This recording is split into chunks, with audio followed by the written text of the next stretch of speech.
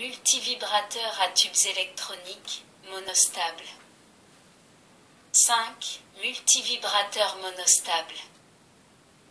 Le multivibrateur monostable, parfois appelé flip-flop ou univibrateur, présente un état stable et un état instable.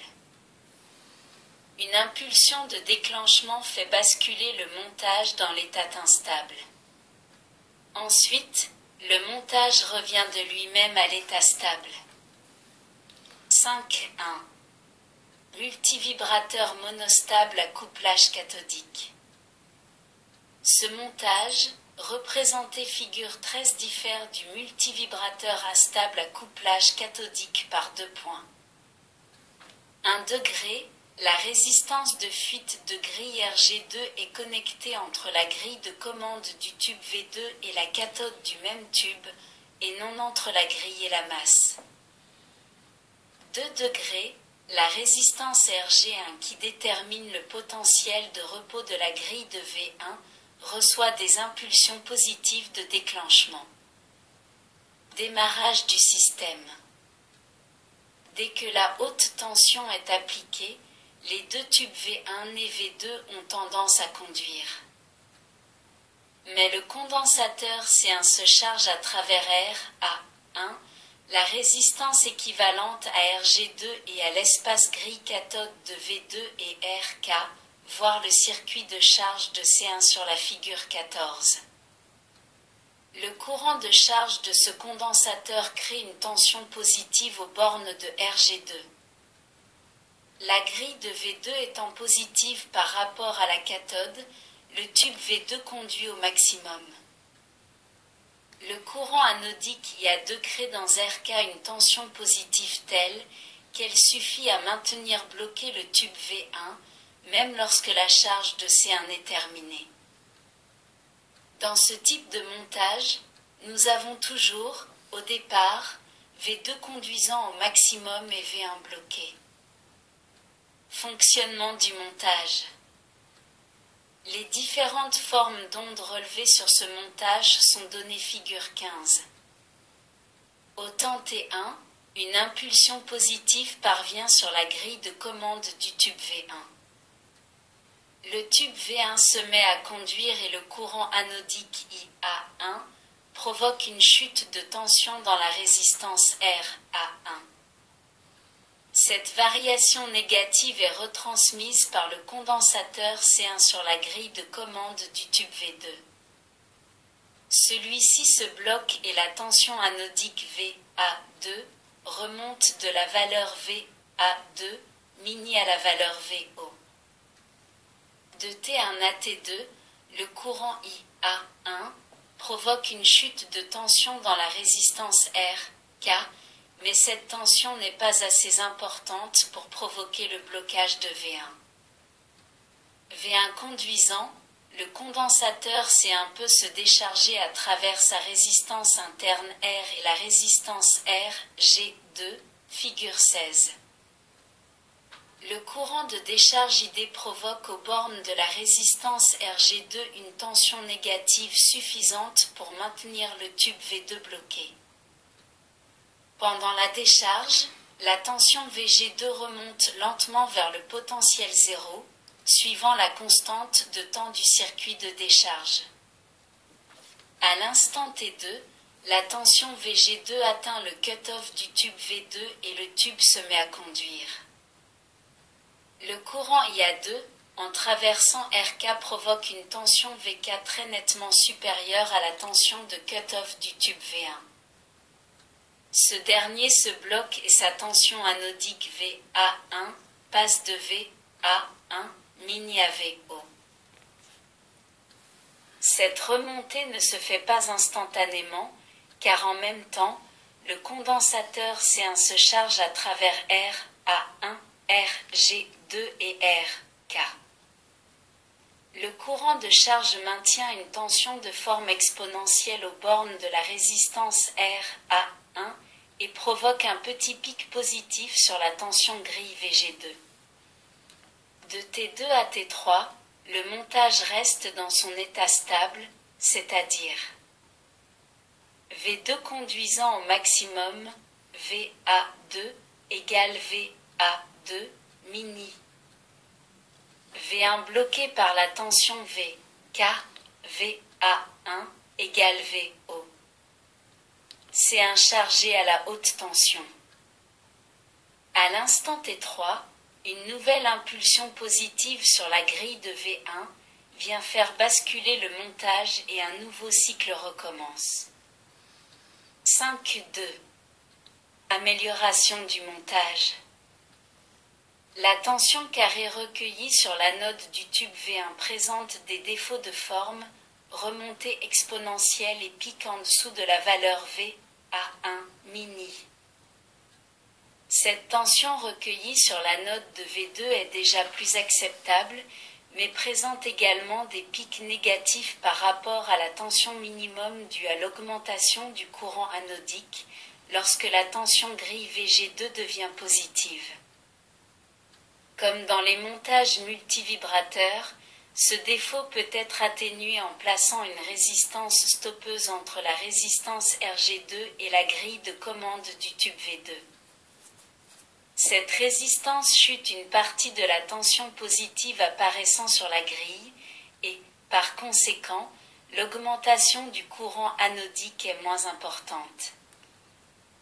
La résistance stoppeuse diminue le pic de la tension VA2, mais elle accentue l'arrondi de la tension VA1. En effet, la résistance est placée en série dans le circuit de charge du condensateur C1. La constante de temps du circuit RC est donc allongée et la remontée exponentielle se fait plus lentement. Le signal exploité étant dans la plupart des cas celui apparaissant sur la note de V2, nous considérons le défaut apporté par la résistance stoppeuse sur le signal d'anode de V1 comme négligeable. La fréquence du multivibrateur est très stable car elle est asservie au signal d'entrée. Seul le rapport cyclique de l'onde carrée peut varier, car la remontée exponentielle de VG2 coupe la ligne représentant la tension de cut-off sous un angle trop faible, ce qui entraîne un déblocage de V2 avant ou après le temps normal. Pour remédier à ce défaut, on relie la résistance de grille RG2 à la haute tension. Ce mode de branchement a déjà été expliqué au cours de l'étude du multivibrateur Abraham Bloch. La figure 17 montre un multivibrateur amélioré, doté d'une résistance stoppeuse et dont la résistance de grille RG2 est reliée à la haute tension. 5.3. Commande de l'univibrateur. A. Par impulsion positive sur la grille de V1. Ce mode de commande est la plus employée, c'est celui que nous avons vu au cours des explications concernant le fonctionnement du multivibrateur monostable. Les impulsions positives provoquent le déblocage du tube V1 et par conséquent le basculement du montage de l'état stable à l'état instable. B. Par impulsion négative sur la grille de V2. Lorsque l'on ne dispose que d'impulsions négatives, celles-ci peuvent être appliquées sur la grille de commande de V2, figure 18. Le fonctionnement du montage reste identique à celui que nous venons d'exposer. L'impulsion négative provoque une diminution du courant IA2, donc de la tension VK. Cette brusque diminution de VK débloque le tube V1 et autorise la décharge de C qui porte le tube V2 à l'interdiction. C. PAR impulsion négative sur la node DEV1. Ce mode d'injection nécessite des impulsions d'amplitude très importantes. Le signal négatif appliqué de cette façon fait diminuer la tension de VA1. Le condensateur C transmet la variation sur la grille de V2 et le tube V2 se bloque. La tension VK diminue et V1 se met à conduire. Le condensateur C peut se décharger à travers V1 et RG2 et le courant de décharge maintient le tube V2 bloqué, jusqu'à ce que la tension VG2 atteigne la tension de déblocage. Dans la plupart des cas, le signal appliqué au multivibrateur monostable est composé d'impulsions positives et négatives. Ces impulsions sont obtenues en appliquant une tension carrée à un circuit RC différenciateur. La commande s'effectuant soit avec des pics positifs, soit avec des pics négatifs, il est nécessaire d'éliminer les impulsions inutiles.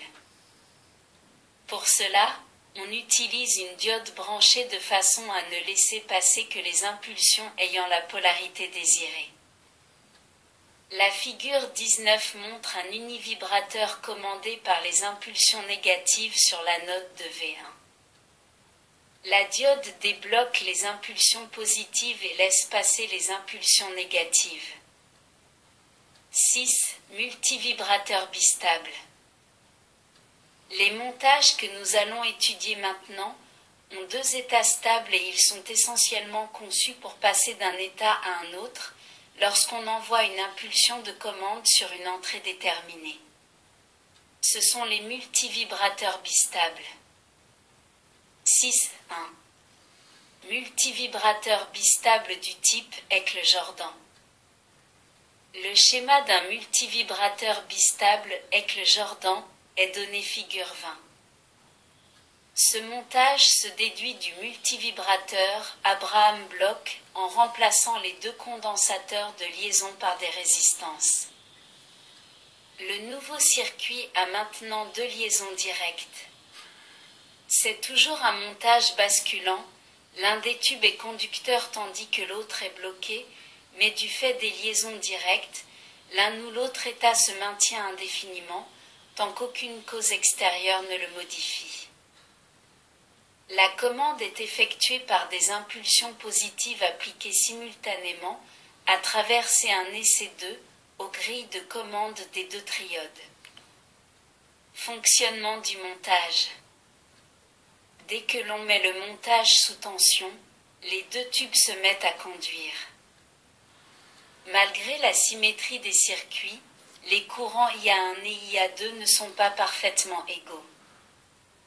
Ces deux courants, en traversant RK, donnent une polarisation de cathode VK commune aux deux tubes. Les tensions de polarisation grille des triodes sont données par les courants passant dans les ponts de résistance R1, RG2 et R2, RG1. Ces tensions sont positives et dépendent directement des valeurs prises par les tensions anodiques de chaque tube. La tension grille du tube V1 est donnée par l'expression. Nous remarquons immédiatement que pour chaque tube, les tensions de grille et de cathode sont positives.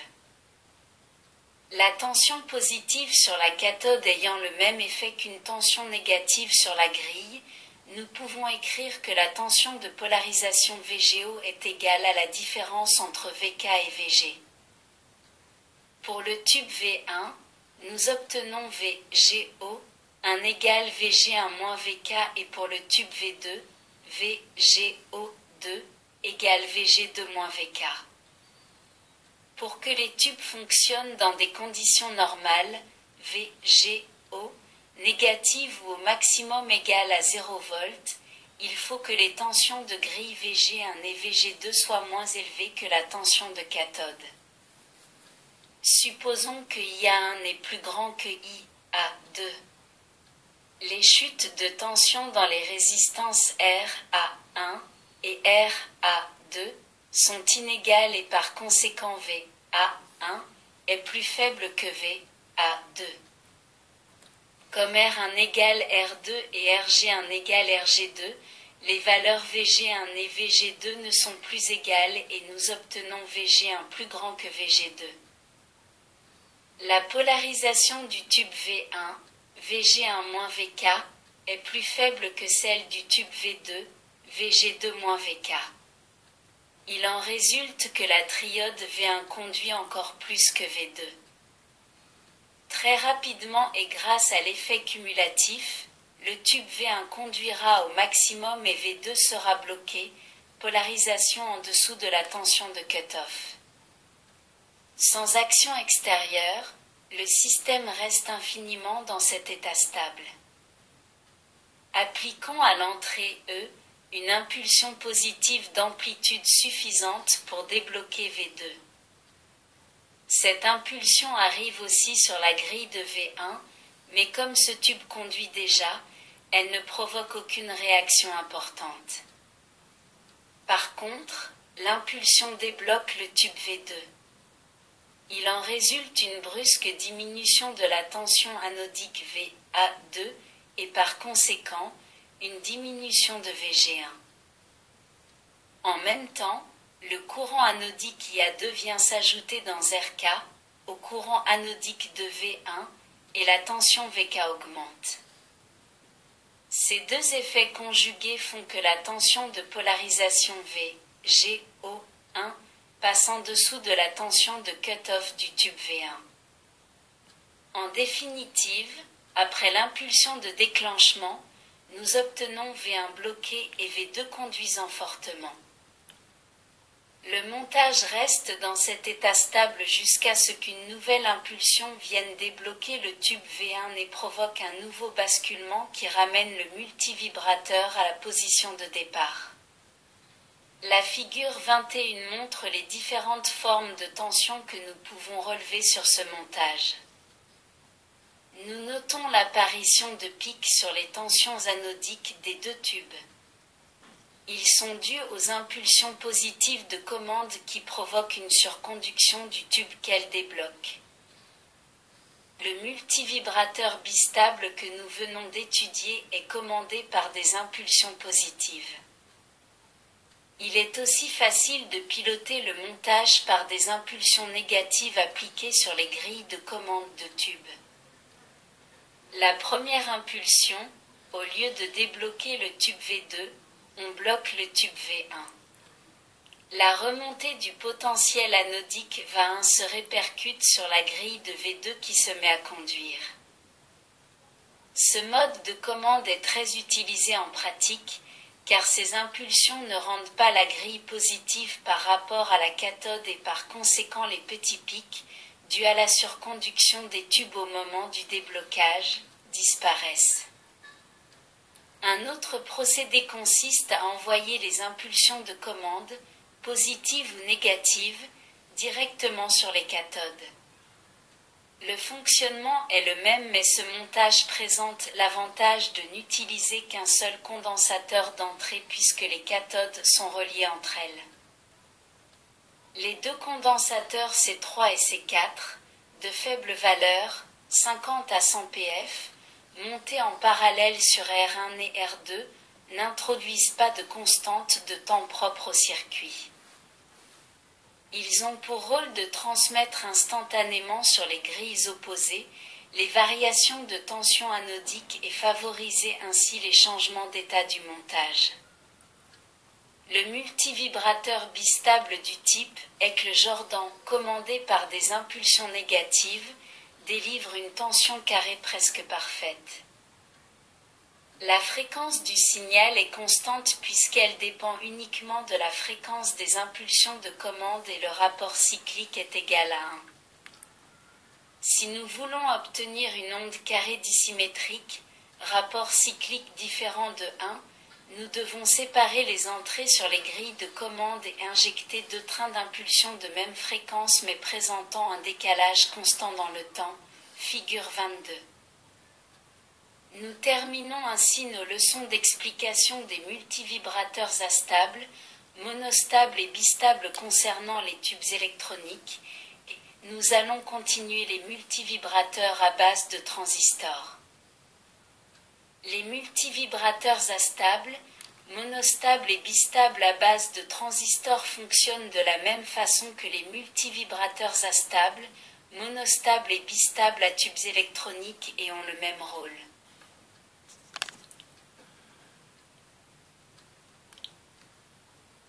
Merci de votre écoute.